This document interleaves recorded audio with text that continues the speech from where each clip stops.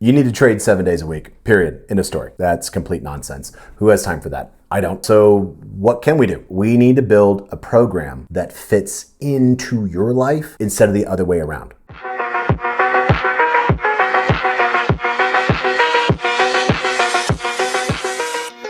Most of the stuff that you see online is made by 24-year-olds that have nothing going on. Okay, they're able to sit around, eat chicken and broccoli all day, and they don't actually have to figure out how to fit working out into their life. They do it the other way around. Unfortunately, if you're over 30, you do not have that luxury. You have a life that you have to figure out, okay? So now, or if you're still in college and you have classes and you're taking it seriously and not just sleeping all day, you have constraints, okay? So what we have to be able to do is fit programming into your life, not the other way around. Okay, so one of the things that we have to figure out is how much frequency can we have, all right? Because once we are in a training session, there's a lot that we can do. However, we need to figure out how many of those can you do a week and how long do you have? All right, so if you can only go 1 day a week because that's all you got right now, okay, well, that is gonna need to be a total body workout. We're gonna need to check some boxes. I did a video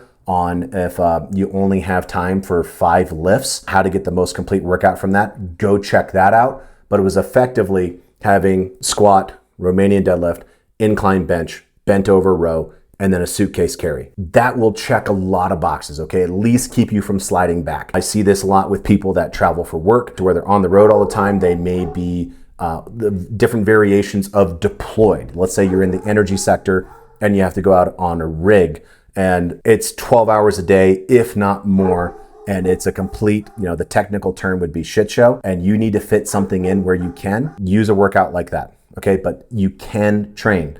Even if you only have 1 day a week, we can check a lot of boxes. Now, if you have a lot of time in that session, okay, well, maybe we can work some other things in there. But effectively, 5 exercises, get it done, check the box. What if you have 2 days a week?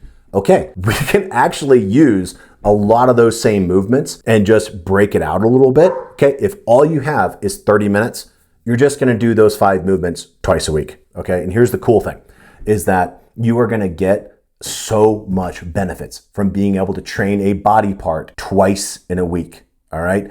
You don't need bro splits of chest day, back day. No, we need to hit these things multiple times a week. That is the easiest way. If you've been stuck in a rut, increase your frequency, okay? So instead of having upper day, lower day, have total body, get it spaced right, because that is actually gonna give you a lot more benefits than if you had more exercises, all right? Frequency is going to trump that. Okay, so now we've gone from 2 days, let's go to 3 days. We can still do total body here with 3, all right? Because I want to hit everything at least twice a week. I want you to hit your legs twice a week. I want you to hit push twice a week. I want you to hit an upper pull twice a week. I want you to hit these body parts twice a week. But with 3 days, we can shift some things around, okay? So we can have a squat movement, focus on the lower part of the day. We can have a push. We can then on the next day, we can have more of a hinge movement for our lower body and then a pull in there. And then on that 3rd day, we could literally just do the 5 core movements of, again, squat, Romanian deadlift, incline bench, bent over row, and then the suitcase carry. Again, that is a fantastic core that you could hit. But we can play with this a little bit. We can actually add in on these other days.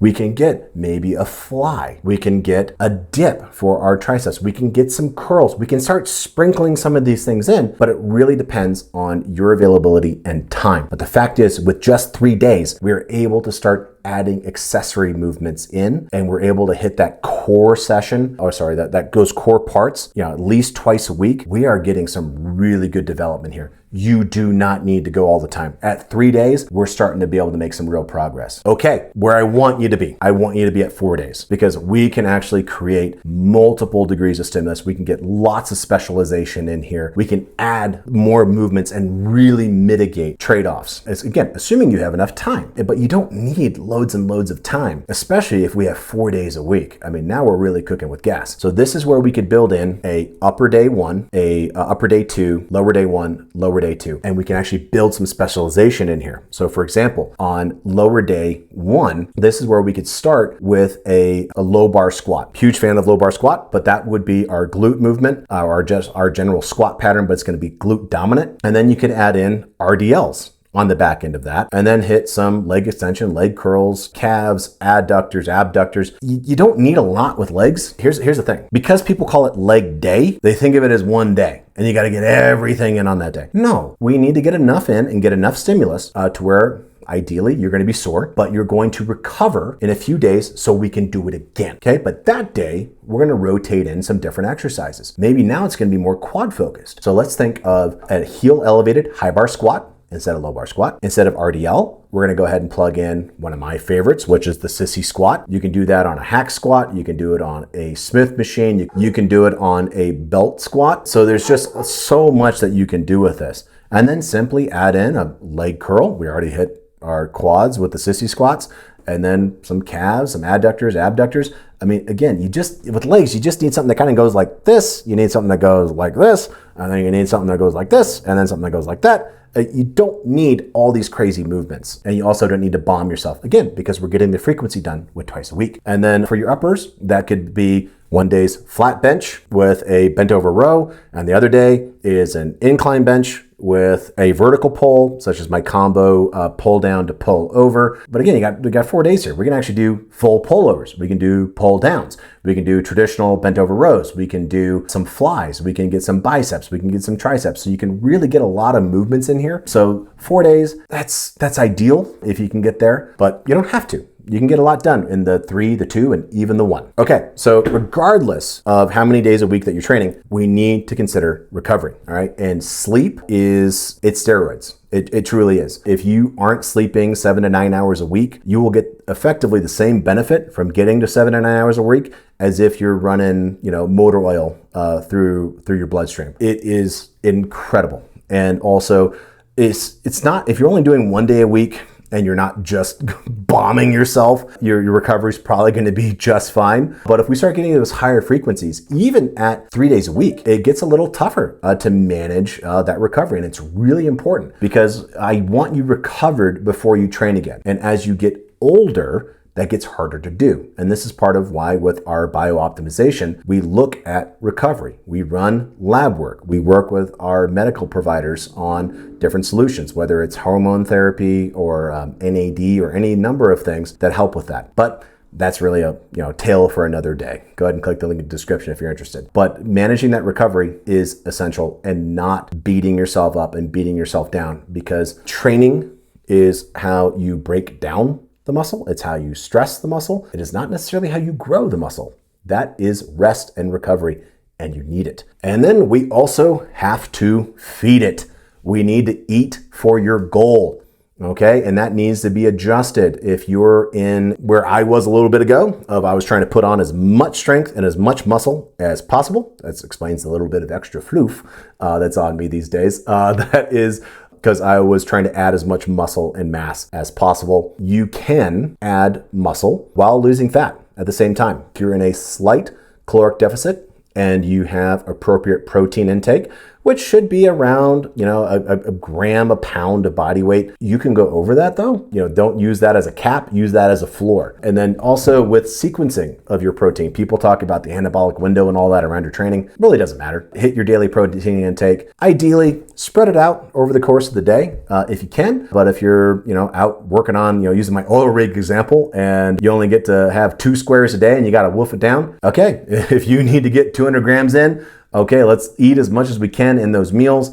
Bring some shakes with you. In fact, I got one right here. So use that, use your tools, and then hit that protein goal. And if you're in a slight deficit, you will lose fat, you will add strength, and you will add muscle. That really works all the way until you're down around, let's say 15-ish%. Then we need to start looking at cuts and then also bulks. I don't want you in a perma bulk, and I also don't want you in a permanent cut, because you're not going to make any progress. So it's about sequencing those things correctly. And then also we need to manage volume in our workouts.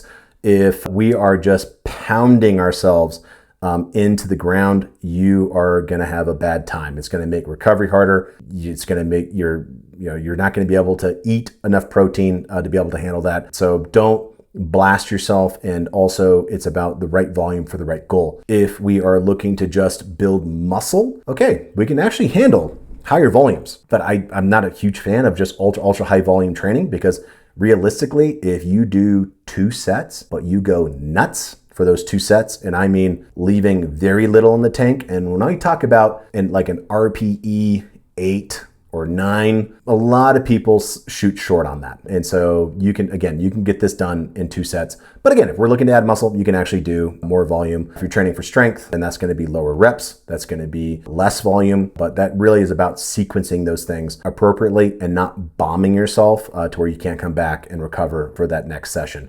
And then also drafting the right exercises. For example, if you have a upper day and a lower day coming on right on the back end of it, don't necessarily do like a heavy bent over row where you're keeping the weight off of the ground, because that's actually going to hit you in your glutes and actually going to train your posterior chain. Doing low bar squat that next day after that, you're going to be weaker, and you may actually put yourself in a little bit of a compromised situation, because chances are you squat a fair bit more than you bent over row. And so now you've compromised yourself on a relatively low weight. And now the next day, I'm making this up. Let's say you bent over row 200 pounds, and then you're going to squat 300 or 400 pounds. Okay, now you're compromised on a heavier lift. That's not good.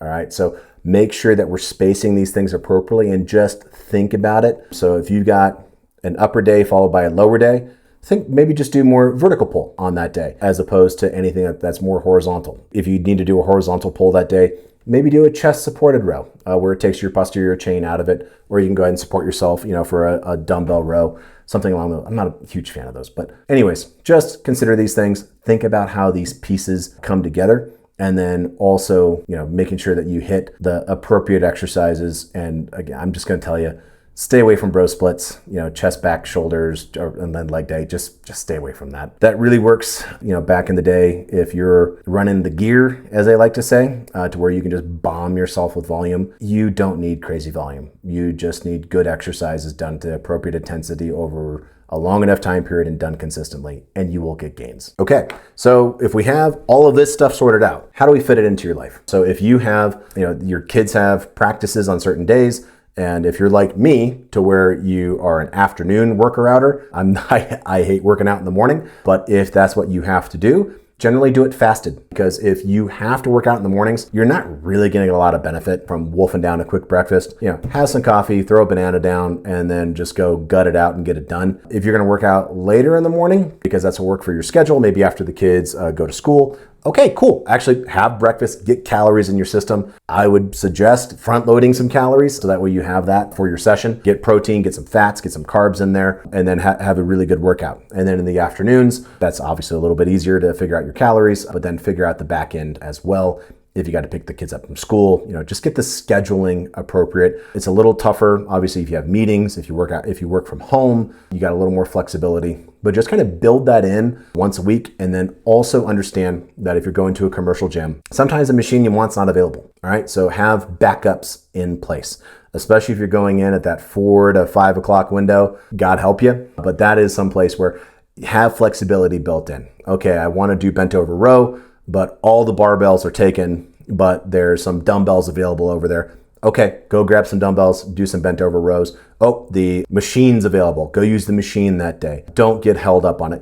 It's fine. You're still gonna get great stimulus. The cable machine is available. Okay, go use that. So don't get hung up on that, and then just make sure that it fits. And then if you need to do things out of order, generally try and structure, your big lifts at the beginning and keep those there. You can flip flop a little bit. You can, if you were planning on doing bench first, there's nothing wrong with doing bent over rows first. And same thing, on squats. The only thing I would really feel comfortable hitting before doing squats is actually hamstring curls. And actually, sometimes I like doing hamstring curls before I squat. Actually makes me feel a little bit better, honestly, kind of warms me up. But I generally try and start with the big compound movements and then work towards accessories. And then, you can get cutesy with, well, I want to make sure that I'm doing my Bradfords, before I'm doing this, before I'm doing that. Okay, that's ideal. It doesn't really matter. The only thing I would really suggest is don't do curls before you do anything like where you're holding dumbbells over your face.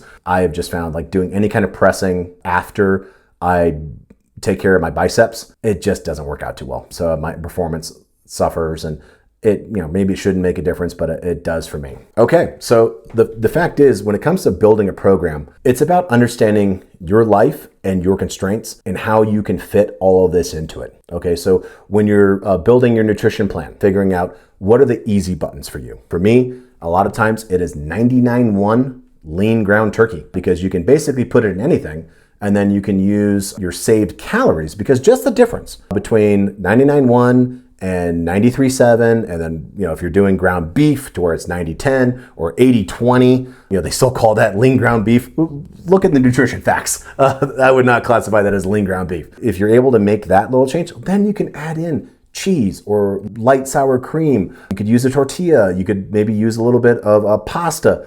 Those kinds of things. You can just take care of that base and then fit your life around that. If you're vegan, look at tempeh or seitan. I'm not sure if I'm saying that right, but those are fantastic sources of base proteins that you can fit in. And then find ways for you to, within your routine, to hit that protein goal. It can be tough, especially if you're a bigger person.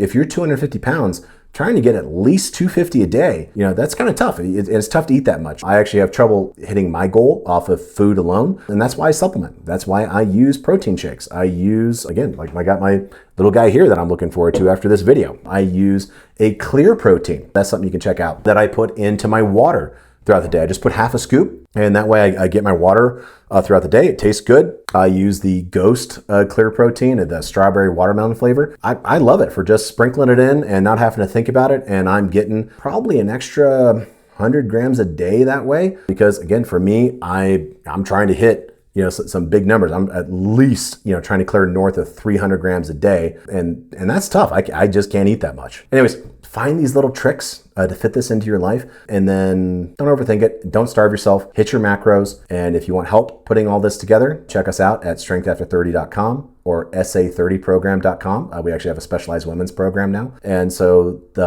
that's where we can do our bio audit.